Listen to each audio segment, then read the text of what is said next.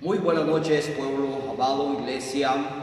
Desde ya les estamos mandando cordial saludo en el nombre de nuestro Salvador Jesucristo. Estamos una vez más ya en la intimidad de sus hogares, emitiendo en las dos páginas, Cristo la única esperanza, Iglesia Pentecostés. Dios bendiga a nuestros hermanos que están en control, nuestro hermano Gerson Paz y David Orozco, a la cual también toma parte de este grupo para poder llegar con el mensaje glorioso de la palabra. Dios bendiga a todos nuestros hermanos que nos están viendo, escuchando, tanto de esta congregación, Iglesia de Dios Pentecostés, Cristo la única esperanza, ubicada en la 11 calle 2-42, zona 1, barrio Independencia. Es un privilegio y una bendición poder vernos, saludarnos una noche más. Y sin más preámbulos, ya voy a dejar en el tiempo a nuestro hermano Legario, que estará impartiendo la gloriosa palabra. Prepare sus oídos, su corazón, su alma, su espíritu, porque creemos que el Señor va a volver a hablarnos otra vez, y ese es el propósito de estar cada noche de las 8 a 9 o antes. Y desde ya, pues de antemano, siempre la cordial invitación para que nos siga viendo y escuchando. El tiempo con nuestro hermano Legario Salas, aleluya. El tiempo con él, que lo saludará también.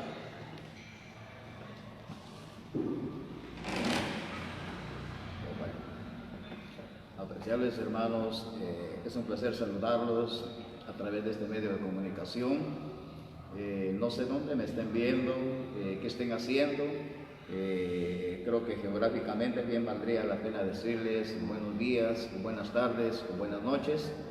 Pero el propósito en esta ocasión es dar a conocer la palabra de Dios. El texto bíblico dice claramente en la segunda carta a Tesalónica que la palabra de Dios tiene que correr y ser glorificada. Así que se me ha encomendado dar la exposición de la palabra de Dios en esta noche, y con muchísimo gusto lo voy a hacer. Y para respaldo a mi tesis en esta noche voy a utilizar un pasaje de la Biblia muy conocido, y voy a darle lectura al capítulo 5, versículo 27 de la carta a los Efesios, una de las cartas de la cautividad, pero que tiene algo eminente para nuestra vida. Y a continuación leemos bajo la triple dirección del Padre, del Hijo y el Santo Espíritu de Dios, y dice de manera textual: a fin de presentársela a sí mismo, una iglesia gloriosa, que no tuviese mancha, ni arruga, ni cosa semejante, sino que fuese santa y sin mancha. Vamos a orar de manera breve para poder obtener el respaldo divino. Padre, en el nombre de Jesús, en el nombre de tu Santo Espíritu, en esta noche, Señor, yo me pongo a tu completa disposición, Señor. Yo estoy aquí, Padre. Hoy estoy aquí, Señor amado, para que tú, a través mío, tú puedas dirigir tu palabra a todo aquel que me esté viendo o me esté escuchando en este momento. Gracias, Padre. Gracias, Hijo. Espíritu Santo de Dios. Aleluya. Amén y amén. Muy bien. Es importante entonces reconocer la labor, reconocer la preocupación del apóstol Pablo. Él en estos momentos está en prisión, pero él no está preocupado por salir de la prisión, sino que está preocupado en qué manera o de qué forma se va a entregar al pueblo de Dios ante Dios. Y aquí encontramos 4 características: una que tiene que ser gloriosa, otra que tiene que ser sin arruga, sin mancha y santa delante de Dios. Bueno, en alguna ocasión ya notamos esto, que lo glorioso es un problema. Tenemos en Romanos 8:30, dice que a los que predestinó, Él llamó, y a los que llamó, Él justificó, y a los que justificó, Él los glorificó. Aquí no tenemos problemas de ninguna índole. Sin embargo, el mismo texto sigue diciendo que no tenga mancha. Pues también el haberla limpiado de manchas, pues la Sagrada Escritura nos indica que el mismo Jesús la ha limpiado. De acuerdo al capítulo 10, versículo 10 de la carta a los Hebreos, capítulo 10, versículo 14 de la carta a los Hebreos, o primera de Juan, capítulo 1, versículo 7, o Apocalipsis 1:5, dice la Biblia, que quien nos santificó y nos perfeccionó fue el cuerpo y la sangre de nuestro Señor Jesucristo. Así que no tenemos pena de nada. Sin embargo, más adelante dice sin arruga. Esto ya consta de nosotros. ¿Por qué sin arruga? Porque la Sagrada Escritura nos dice a nosotros en la segunda carta de Corintios 5:17 que de modo que si alguno está en Cristo, nueva criatura es, o sea que no tiene que tener ningún tipo de arruga en el sentido espiritual. Y posteriormente, pues sí, dice que tiene que ser una iglesia santa. Y estamos viendo entonces qué es lo que nos hace santo. Vuelvo a repetir, Hebreos 10:10 y Hebreos 10:14, dice que el cuerpo, la carne, la sangre fluida de nuestro Señor Jesucristo nos ha hecho santo y nos ha hecho perfecto. Bueno, el asunto aquí en esta ocasión es cuando dicen que hay que presentarle una iglesia que sea sin mancha y sin arruga. ¿Una iglesia?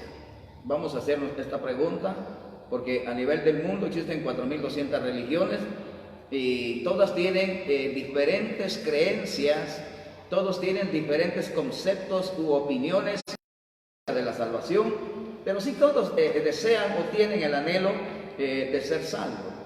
En algunas ocasiones hay debates en las redes sociales, hemos visto tipo de debates donde todos deducen y aducen que son la única iglesia y que son la primera iglesia, pero yo le digo en esta noche que toda aquella iglesia que tenga las características bíblicas, esa es la iglesia de Dios. Le voy a contar una historia, voy a hacer una analogía aquí para que usted me pueda entender ya poquito a poco qué es lo que yo le quiero transmitir a través de este medio de comunicación. Allá el 8 de mayo de 1886, John Steve Pendleton, el creador de la famosa Coca-Cola, valga la redundancia, ese día 8 de mayo él vendió la primera Coca-Cola. ¿Y cuánto le costó a la persona? 5 centavos. Pero lamentablemente 2 años más tarde él murió. Pero hasta hoy 2020 todavía algunos degustan de esa bebida. Pero ¿cómo podemos nosotros decir que la Coca-Cola del 2020 es la misma Coca-Cola del año 1886? Muy sencillo, porque tiene los mismos ingredientes. De manera que tanto una Coca-Cola de hace 134 años como una Coca-Cola de hoy, 2020, es la misma. ¿Y qué le hace ser la misma? Por los ingredientes y por todo lo que tiene, aunque su creador haya muerto 2 años más tarde después de haberla descubierto.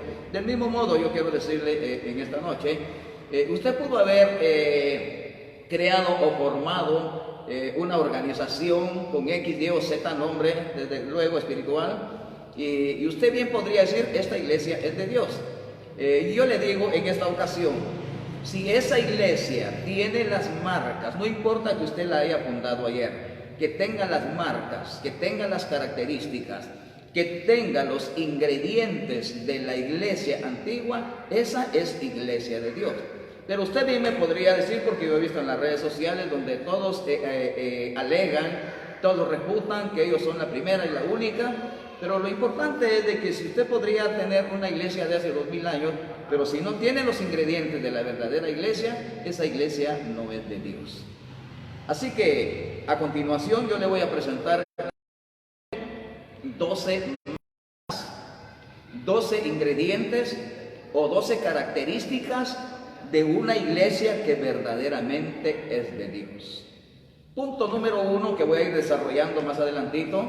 Punto número 1 es que es marca número 1 que es teológica, 2 que es cristológica, 3 que es pneumatológica, 4 que es predictiva y descriptiva, 5 que es geográfica, 6 que es columna y baluarte de la verdad, 7 que es iconoclasta, 8 que refuta y censura todas las tradiciones humanas y paganas de este mundo.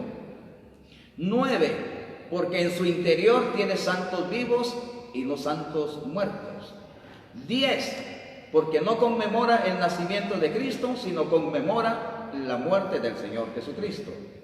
Y número 10 u 11, 12, usted va a ver en esta ocasión, tenemos lo siguiente, es que ella, dice la Biblia, preparación, sino que ya está preparada para el encuentro con su esposo, que es el Señor Jesucristo. Y número 12, que es trinitaria. Así que entonces yo voy a resolver este asunto, pidiéndole a Dios la misericordia en esta noche para que me dé el tiempo suficiente. para que se pueda llevar a cabo. Cuando yo le decía al principio que la primera característica es teológica, porque aquí la hallamos en la Biblia. Hace 3466 años, Jehová Dios, allá en el desierto del Sinaí, Él fue el que ordenó hacer la primera iglesia. Y el primer nombre de la primera iglesia, Dios se la puso y se llamó Tabernáculo de Dios, que en hebreo se dice Ohel Mishkan, y la palabra Ohel Mishkan es sinónimo de varios nombres, como por ejemplo tienda, habitación, hogar, templo, iglesia, etcétera, etcétera. Pero Él la nombró, y aparte de eso, todas las estructuras, todo lo que hay dentro y fuera de la iglesia de aquel entonces, Dios la ordenó. Sin embargo, ¿por qué decimos que es teológica? Porque de manera profética, en Génesis 1:3, el primer evangelio fue el Señor Dios Todopoderoso, Jehová Dios de los ejércitos. Allá lo hallamos en Génesis capítulo 1, versículo 3, donde dice, Moisés escribe y dice de la siguiente manera: hágase la luz. Pero, ¿qué entendió Moisés cuando él escribió hágase la luz? ¿Y qué entendemos nosotros cuando dice hágase la luz ahí? Afortunadamente tenemos a un hombre aquí en la Sagrada Escritura que es un gran filólogo, es un gran entólogo. Filólogo porque tiene conocimiento del texto, ontólogo porque tiene conocimiento del ser. Y nosotros nos vamos a 2 Corintios capítulo 4, versículo 4 al versículo 6, y ahí específicamente nos aclara el apóstol Pablo que cuando Moisés escribe 1:3 y dice hágase la luz, se refería indefectiblemente al santo evangelio que nosotros hoy predicamos desde la Sagrada Escritura. Por eso que el primer punto, la primera característica, la primera marca, el primer ingrediente que la iglesia debe tener es que tiene que ser teológica de acuerdo a lo que yo estoy dando a mencionar en este momento. La segunda marca o el segundo ingrediente es que tiene que ser cristológica. ¿Por qué cristológica? ¿De dónde traemos esta idea? Lo vamos a extraer de la Sagrada Escritura. En el capítulo 5, versículos 22 y 23 al 24 de la carta a los Efesios, dice la Biblia que la iglesia es cuerpo de Cristo y Cristo es la cabeza de ella. ¿Y por qué razón? Porque fue comprada con su sangre. No fue comprada, como dice allá en 1 de Pedro 1:18 en adelante, con piedras preciosas, u oro o plata. No, fue comprada con la preciosa sangre de Cristo. Y por lo tanto, entonces llegamos a la conclusión que ya llevamos una segunda marca, una segunda característica. Y esto lo hacemos para hacerles saber a las personas, les vuelvo a repetir, si alguien insinúa o alguien quiere refutar y dice que es la iglesia verdadera y que es la única, pero entonces para poder llegar a ser la única y ser la verdadera, debemos de tener nosotros en cuenta estas marcas que yo estoy dando a conocer. Y la segunda marca es que es cristológica, o sea, la cabeza, como dice 5, 22, 23 y 24 de la carta a los Efesios, que Cristo es la cabeza de la iglesia y ninguno o nadie o alguien más no es la cabeza de la iglesia. Punto número 3. O sea, tercer ingrediente o tercera característica o marca es que es pneumatológica. Cuando digo pneumatológica, porque es ordenada por el Santo Espíritu de Dios. ¿Dónde encontramos esta información? Lo vamos a hallar en el capítulo 20, versículo 28 del libro de los Hechos, donde dice de la siguiente manera. Le dice a todos los que se constituyen pastores o líderes, quien quiera que sea, donde quiera que me estén viendo en este momento, dice ahí en 20:28 el libro de los Hechos de la siguiente manera: ten cuidado del rebaño, porque fue el Espíritu Santo que te puso a cuidarla o a pastorearla. Entonces ese es el cuidado que nosotros vamos a tener en esto de no jugar a ser líderes, de no jugar a ser pastores, cualquier cosa que sea, porque el que puso a pastorear o el que nos ha puesto a pastorear una iglesia que le llamamos Pentecostés, una iglesia que le llamamos evangélica, no fue algo ni alguien, sino que fue nada menos y nada más, y en tercer lugar llevamos al Santo Espíritu de Dios. La cuarta posición, la cuarta marca, el cuarto ingrediente o la cuarta característica es así, que es predictiva y descriptiva. ¿Qué quiere decir todo esto? La Biblia nos va a ayudar en esta noche. En el capítulo 23, verso 15 al 21 del libro de Levítico. En el capítulo 16, versículo 9 hasta el 17 del libro de Deuteronomio. O 34, 22 del libro de Éxodo.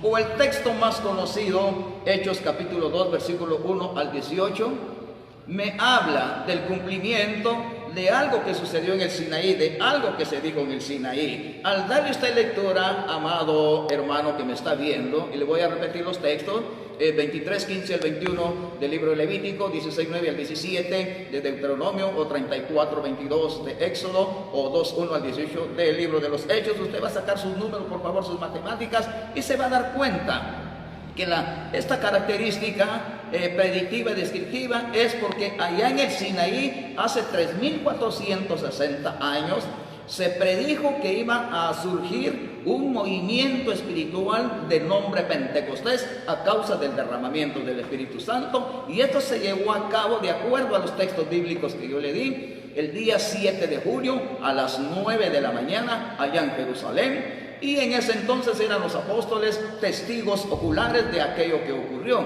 De manera que si la iglesia donde yo me estoy congregando tiene la primera característica, que es teológica, cristológica, pneumatológica, entonces, y en este caso, si es predictiva y descriptiva, entonces quiere decir que yo voy acumulando ya 4 puntos y ya puedo estar seguro que de la iglesia donde yo persevero, donde yo voy a alcanzar la misericordia y salvación de Dios, voy a decir con mucha valentía delante de todo el mundo de que sí yo estoy en la iglesia verdadera. Pero aparte de eso, tenemos un punto 5. Y el punto 5, el ingrediente número 5, es que la iglesia es geográfica. Y cuando digo geográfica, es que estoy tratando de darle a entender dónde surge por primera vez y quién lo ordena, o quién lo dice, o quién lo predica. De acuerdo al capítulo 2 y versículo 3 del libro de Isaías. De acuerdo al capítulo 3, versículo 3 del libro de Miqueas. De acuerdo al capítulo 4, versículo 22 del libro de Juan, dice la Biblia que de Jerusalén, allá de Sión, saldrá la salvación, saldrá la ley de Dios y saldrá la palabra de Dios. Ahí están nuestras raíces, nuestras. Por esa razón es que dice la Biblia, allá en el capítulo 2, versículo 12 hasta el 18 de la carta a los Efesios, que en aquel tiempo nosotros éramos extranjeros y advenedizos, pero cuando nosotros nos adaptamos a ese régimen que Dios había impuesto al pueblo de Israel y luego está en nosotros como gentiles, también nosotros pasamos a ser familia de la iglesia de Dios en sentido figurado, en sentido espiritual, también somos hebreos. De manera que nosotros debemos de considerar el texto bíblico que yo le acabo de anotar. Voy a refrescarle la memoria. Isaías capítulo 2 versículo 3, Juan 4 22, o también cité Miqueas capítulo 4 versículo 3. Ahí no me dice el texto bíblico que viene de Alemania, que viene de Francia, que viene de la India, que viene de China, que viene menos de Roma. No, dice ahí que única y exclusivamente tiene que salir de allá del pueblo de Israel. Por lo tanto, si nosotros creemos que ese mensaje que vino al pueblo de Israel es para nosotros, nosotros acabamos de calificar entonces en este punto número 5, porque nosotros somos teológicos, cristológicos, pneumatológicos, somos predictivos y descriptivos, pero también geográficos. De parte de eso también tenemos un punto número 6, y el punto número 6 nos va a ayudar y nos va a dar otra revelación más grande. Allá en el capítulo 3, versículo 15, en la primera carta de Timoteo nos aparece otro ingrediente, y ese ingrediente, esa marca, esa característica se llama columna y baluarte de la verdad. ¿Por qué se le llama columna y baluarte de la verdad? Porque la verdad no es un concepto. La verdad tiene un nombre o varios nombres. El primer nombre de la verdad lo hallamos en Jeremías 10:10 y dice la Biblia que es Dios. El segundo nombre de la verdad lo vamos a hallar en Juan 14:6 y dice que la verdad se llama Cristo. En la primera carta de Juan capítulo 5 versículo 6 me dice que la verdad tiene nombre y se llama Espíritu Santo. El cuarto nombre de la verdad lo encontramos en el Salmo 119, versículo 160, que es la palabra de Dios. La quinta verdad, dice la Sagrada Escritura, la vamos a hallar aquí en el capítulo 4, versículo 22 al 24 del libro de Juan, que todos aquellos que le adoren tienen que adorarle en espíritu y en verdad. Estas son las verdades que vamos viendo que la verdad tiene nombre. Se llama Padre, se llama Hijo, se llama Espíritu Santo. En este caso hice saber, se llama Palabra de Dios. Y ahorita estoy diciendo se llama adoración. Pero también tiene otro nombre. Y ese nombre es usted que me está viendo ahorita. En la segunda carta de Juan, en la tercera carta de Juan, en ambos capítulos va a leer versículo 4 y ahí dice: cómo me gozo de mis hijos que andan en la verdad. O sea, usted es el sexto nombre de la verdad. ¿Y como para qué o qué? Porque el séptimo nombre de la verdad lo vamos a hallar en el capítulo 26 y versículo 12 en adelante del libro de Isaías, que dice: ¿quién entrará por las puertas de la Nueva Jerusalén? La gente verdadera y guardadora de la verdad. Por esa razón es de que, haciendo hincapié, recapitulando las características de la verdadera iglesia, donde yo debo estar, y por la iglesia el que Dios viene, su primera marca es teológica, su segunda marca es cristológica, su tercera marca es pneumatológica, su cuarta marca es predictiva y descriptiva, su quinta marca es geográfica. En esta ocasión que estamos viendo es columna y baluarte de la verdad.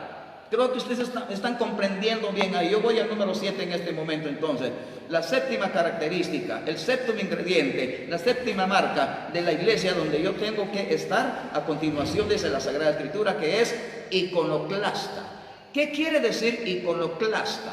Este es un término que no lo va a hallar en la Sagrada Escritura, pero si la estudia se va a dar cuenta que sí, el Señor Jesús la pronunció y la tenemos allá en el capítulo 23, versículo 29 del libro de San Mateo. Mismo el Señor Jesús ordena de la siguiente manera: que no debemos nosotros de adorar imágenes de santos, aunque hayan sido santos, aunque estén bajo una sepultura. El mismo Señor Jesús ordenó fervientemente en aquellos tiempos, con el respeto, el cuidado, amor y consideración que usted se merece, pero voy a citar esta palabra cristológica. Él trató de hipócrita a las personas que adornaban sepulturas de los santos, que adornaban estatuas de los santos. De acuerdo al capítulo 23, versículo 29 del libro de San Mateo, queda completamente prohibido este acto que muchas personas hacen, y ese término se llama iconoclasta, y eso es uno de las características, es uno de los ingredientes, es una de las marcas que una iglesia sin mancha, sin arruga y santa debe de tener delante de Dios.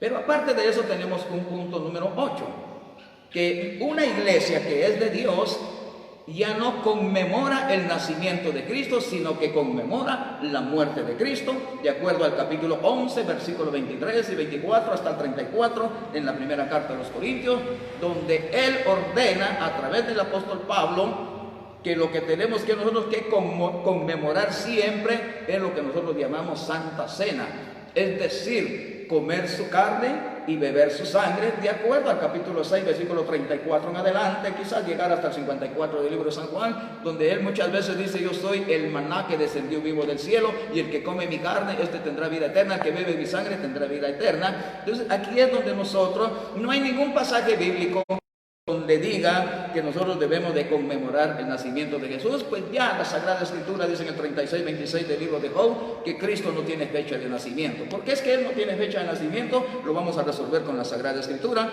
Capítulo 13, versículo 8 de la carta a los Hebreos dice que Cristo es el mismo de ayer, hoy y siempre y por los siglos de los siglos. Así que Él no tiene punto de partida. Él es un co-creador aquí en la tierra y de todo lo que está hecho. Por lo tanto, nosotros llegamos a la fina comprensión, de acuerdo, porque usted se ha dado cuenta que las personas celebran el famoso nacimiento de Jesús el día de diciembre, pero en realidad la Sagrada Escritura guarda silencio con respecto a esa fecha. Sin embargo, si nosotros examinamos el capítulo 1, versículo 26 al 31 del libro de San Lucas, pues exactamente la Biblia dice que Jesús no nació en diciembre, sino prácticamente Él vino a nacer en el mes de abril. Si usted hace sus numeritos, ahí dice la Biblia que el ángel visitó en el mes sexto a María y le dijo en el verso 31: hoy vas a concebir del Espíritu Santo. O sea que a partir ese mes sexto que usted lee ahí en su Biblia es equivalente al mes de agosto en el calendario gregoriano. A partir de ahí contamos 9 meses, pues sí, caemos en el mes de abril, que es el nacimiento. O sea que tenemos nosotros un Cristo primaveral, no un Cristo invernal. Pero sin embargo, aunque el Señor hubiera dicho celebre mi nacimiento, no lo haríamos en diciembre, sino que lo haríamos en ese mes donde Él nació.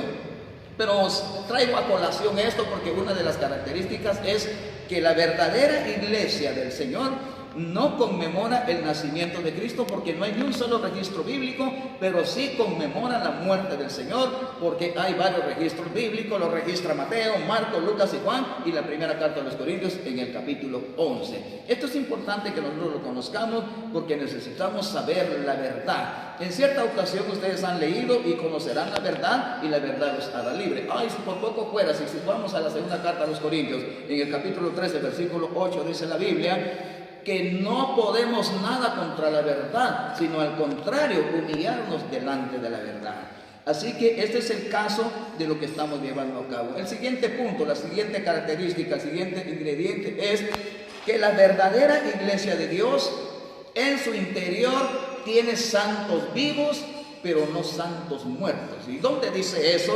Pues allá en el capítulo 22, versículo 30 en adelante del libro de Mateo, dice que Él es Dios de vivos y no es Dios de muertos. Porque cuando alguien, por muy santo que sea, dice la Biblia en el Salmo 88:5, que inmediatamente Dios los pone en el olvido. O sea que tanto Dios en su palabra está de acuerdo con los escritores, porque usted sabe perfectamente lo que dice el capítulo 9, versículo 5 de Eclesiastés, capítulo 9, versículo 10 del libro de Eclesiastés, Salmo 146, versículo 4, que cuando alguien muere, su memoria es puesto completamente en blanco, sus pensamientos se dispersan, se acabó todo. Pues así del mismo modo dice el Salmo 88:5, que Dios se olvida de nosotros. Por lo tanto, nosotros tenemos esta experiencia que dentro de la iglesia nosotros tenemos santos vivos, pero no santos muertos. Esto es lo que a nosotros nos ha ayudado a avanzar, a tener una fiel creencia y de saber que si nosotros estamos en la verdad. Solo voy a hacer un paréntesis. ¿Por qué razón es que nosotros llegamos a esta conclusión? ¿Por qué razón es que nosotros llegamos a esta concesión y no tenemos temor ni el mínimo de que nos puedan refutar? Porque tenemos todo este material divino aquí en nuestras manos. Cuando le dije que iba a hacer un paréntesis, porque mis bases están cifradas en lo siguiente. Este libro se empezó a escribir hace 3.466 años y terminó de escribirse entre el año 95 y 96 de Cristo en la isla de Patmos. Se empezó a escribir allá en el Sinaí y terminó de escribirse en la isla de Patmos. Así que nosotros no podemos equivocarnos. Aquí tenemos 66 libros. Tenemos 1.189 capítulos, tenemos 31.103 versículos, tenemos 773.693 palabras, 3.566.480 letras, que me es imposible creer que me puedan confundir. Lo único que tenemos que hacer es darle una fiel lectura al estilo Josué 1:8, que nunca se aparte de tu boca este libro de la ley, sino que de día y de noche meditarás en él y todo te saldrá bien. Esto es en cuanto a lo que yo le dije hace un momentito, que la iglesia evangélica no tiene santos muertos en su interior, sino que tiene santos vivos. Pero aparte de eso tenemos un siguiente ingrediente, una característica más, una marca más, y es esta, que refuta y censura las tradiciones humanas y paganas. ¿En qué lugar de la Biblia dice eso? Lo vamos a localizar en el Antiguo Testamento, pero también lo vamos a localizar en el Nuevo Testamento. Como por ejemplo, vamos a traer a colación el capítulo 10, versículo 1 hasta el 10 del libro de Jeremías, donde dice de la siguiente manera Jehová Dios a través de Jeremías: no sigáis las costumbres de las naciones, porque las costumbres y tradiciones de las naciones son vanidad. Jeremías ahí se quedó, no me dijo más. Entonces yo me voy al mismo Señor Jesucristo, y en Marcos capítulo 7, versículo 7 al 13 dice de la siguiente manera: que nosotros, cuando nos convertimos en seguidores de una tradición humana, de un invento humano, de una cultura humana o pagana, como sea, inmediatamente nosotros estamos quebrantando la ley de Dios, dice la Biblia. En su Biblia usted va a leer, cuando esté escudriñando al ratito más descansadito, acompañado de una tacita de café, usted se va a dar cuenta que dice en Marcos 7, 7 al 13, que por qué nosotros quebrantamos la ley de Dios con tradiciones de hombres y costumbres de hombres. Entonces esto va para todos nosotros los que tenemos el anhelo de salvarnos, pero para poder salvarnos tenemos que tener esas marcas, esas características, esos ingredientes, para que Dios también en aquel día nos diga. Hay una fraseología preciosa en la palabra de Dios, y esta la encontramos en Mateo 25:34, cuando dice: venid benditos de mi Padre, a heredar el reino de los cielos preparado desde antes de la fundación del mundo. Pero ¿a quién les va a decir esto? ¿Hacia quién va dirigido esta fraseología divina? Es a las personas a las que yo estoy enumerando en este momento. Tome nota que ya voy casi terminando mi relato, pero lo que yo deseo es que usted llegue al conocimiento, usted que me está viendo allá, usted que me está escuchando allá, usted tiene una escritura, por favor, escudriñela. Más al ratito usted va a ver, no acostumbro a dar mi número de teléfono, pero se lo voy a dar por si acaso generó alguna duda ahí con usted. Mi número es 5880-2919, yo radico aquí en la 11 calle 2-42, zona 1, barrio Independencia, Coatepeque, aquí en la Iglesia de Dios Pentecostés Cristo la Única Esperanza. Entonces, por si aquello generara duda, pues estoy presto y dispuesto para servirle, para resolverle a cualquier duda o algo que no haya entendido. Entonces, continúo. El ingrediente número 11, la marca número 11, la característica número 11 es que la iglesia no está en vías de preparación, sino que ya está preparada. Segunda de Corintios, capítulo 11, versículo 2. Apocalipsis, capítulo 19, versos 7 al 9. Oiga, compare ambos textos. ¿Qué dijo Pablo? Él en su responsabilidad y compromiso delante de Dios. Pablo dijo, yo tengo que entregar la iglesia virgen y pura delante de Dios. Ahora Juan me complementa y me dice en 19, 7 al 9. ¿Quién es esta mujer que está ahí? Esta es, no dice la que se está preparando, es la que ya se preparó para las bodas del Cordero y su esposo ya la está esperando. Así que tenemos que hacer por todos los medios posibles de nosotros entender cuáles son las marcas, cuáles son las características. Claro que sí, genera dudas, pero yo le digo en esta noche, los humanos generan dudas, Dios genera respuestas, y eso es lo que le estoy dando a entender en esta noche. Entonces, de acuerdo a lo que hemos estado estudiando en esta noche, pues tenemos el punto número 12 y es el punto final. Y en ese punto final yo le voy a dar a conocer la última característica, que es trinitaria. Estoy usando esta fraseología muy conocida, pero se la voy a explicar de un mejor modo. Es trinitaria. ¿Por qué es trinitaria? Porque cree en el Padre, cree en el Hijo y cree en el Espíritu Santo. Pero ¿por qué cree en el Padre? Muy fácil de entenderlo.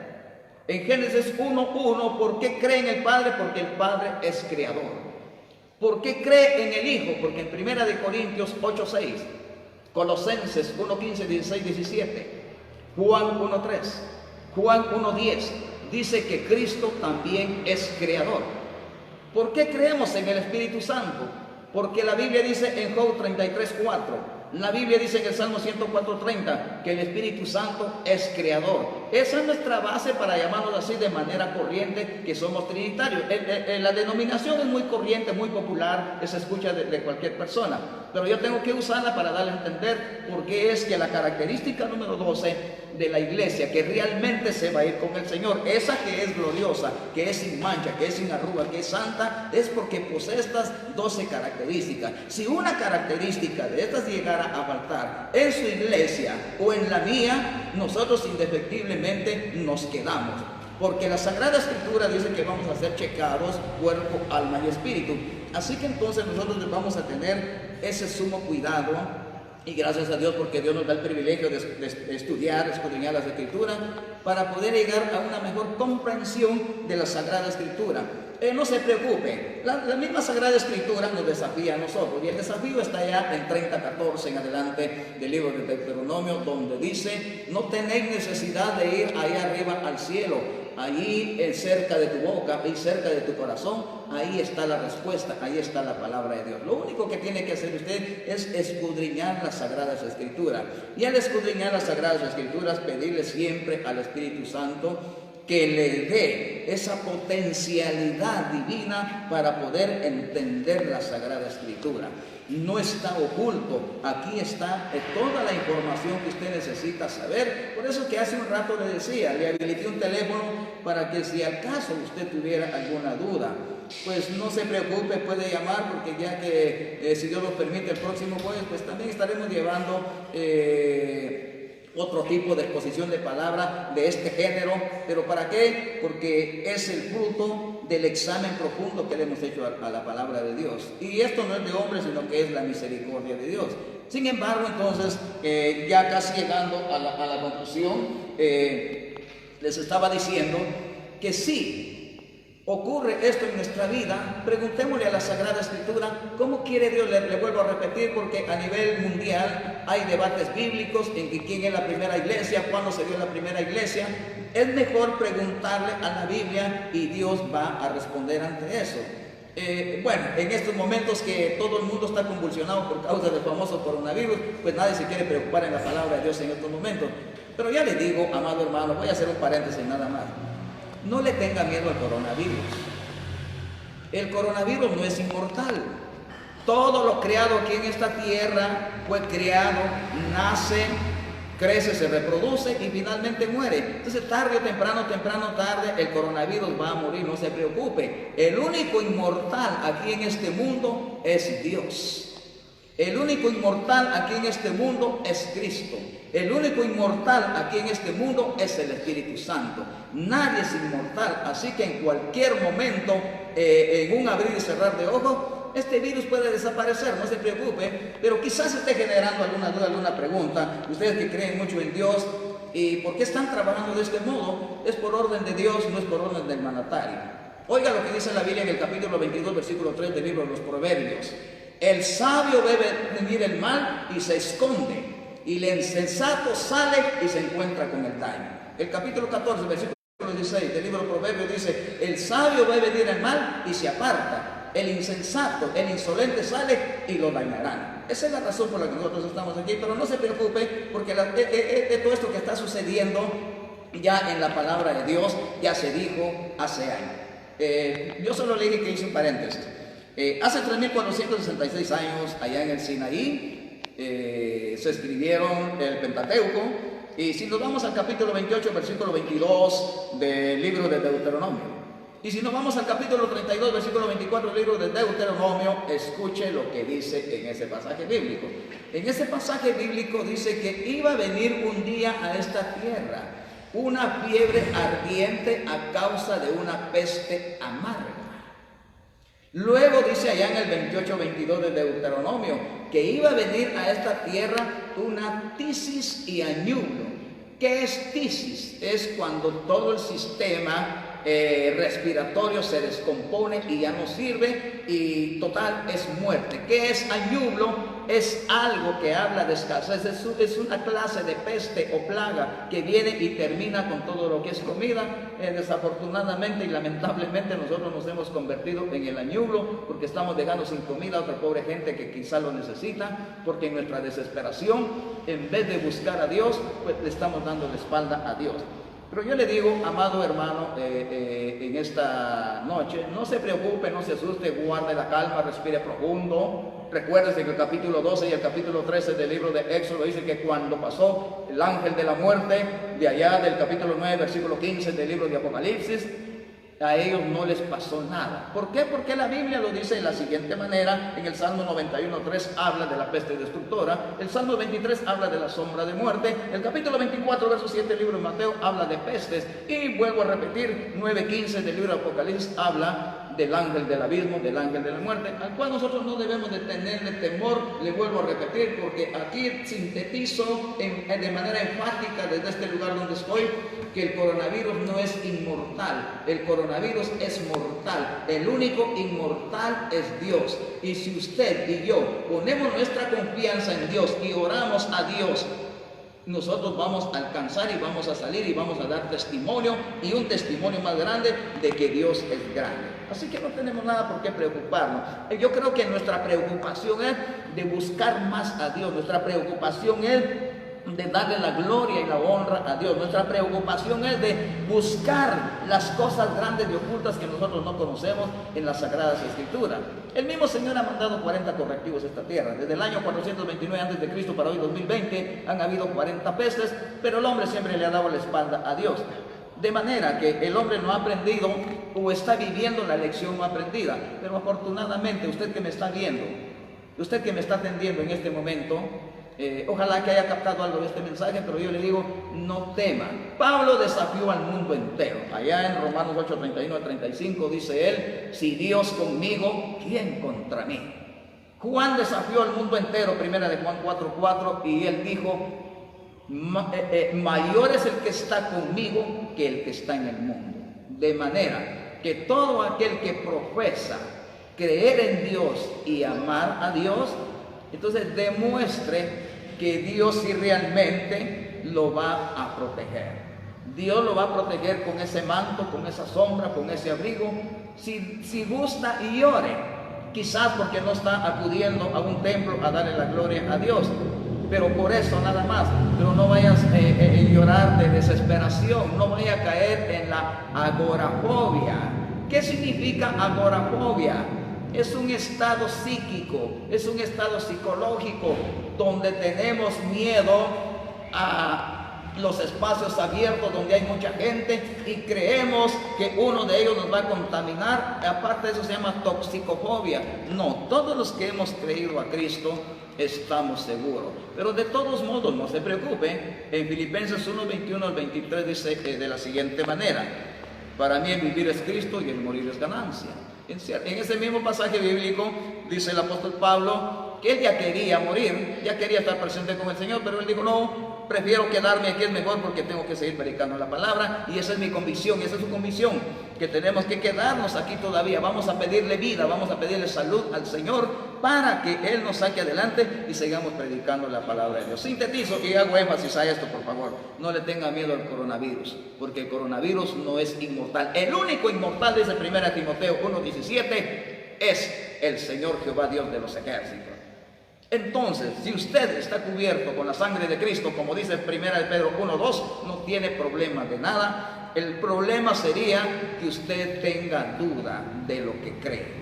Viene a ser como Santiago 1:8 en adelante, persona de doble ánimo. Pero yo le intimo en esta noche a que siga haciendo lo que está haciendo. Si usted me entendió claramente en esta noche, porque más bien me centré en una iglesia escatológica, porque el apóstol Pablo, ya voy a ir recapitulando para ir terminando, el apóstol Pablo nos pidió y se pidió a sí mismo que le entreguemos a Dios una iglesia gloriosa, que sea sin mancha, que sea sin arruga y que sea santa. Pero para ese entonces yo le dije a usted, o le enseñé 14 características. No importa, le dije hace un rato, si usted ayer fundó una iglesia, le puso X, Y o Z nombre, no importa, pero si tiene esas 12 características, es de Dios. Pero usted me va a decir que fundó una iglesia hace 150 años, hace 1000 años, pero no tiene las 12 características que la Biblia demanda, esa no es de Dios. Así que entonces yo creo que en esta noche esa ha sido mi exposición de la palabra de Dios, y espero haberlo ayudado en algo, porque nunca va a faltar alguien que le pregunte acerca de en quién cree y por qué cree usted. Recuerde, Filipenses 1:17 dice que fuimos puestos para la defensa del Evangelio.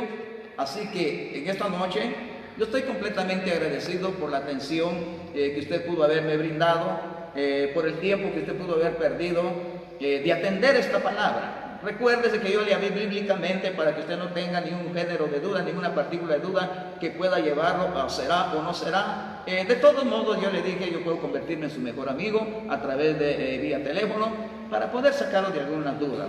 Así que entonces llega el momento final de esta exposición, que si Dios nos permite, el próximo jueves también se va a llevar a cabo, mientras Dios nos tenga con vida. De manera que yo dependo de Dios, y por esa razón es que le digo, si Dios me tiene con vida el próximo jueves, pues sí, vamos a tener otra exposición, quizás toquemos otro tema, o si usted ya está listo con su teléfono el próximo jueves y me llama y me hace preguntas, porque aquí voy a tener a mi lado a otras personas que me van a ayudar. Entonces usted haga preguntas, y yo le sugiero que sean preguntas difíciles para que Dios las responda con mucha facilidad. Así que entonces en esta noche, si usted me está viendo allá y si usted desea, incline su rostro y oremos por esta palabra.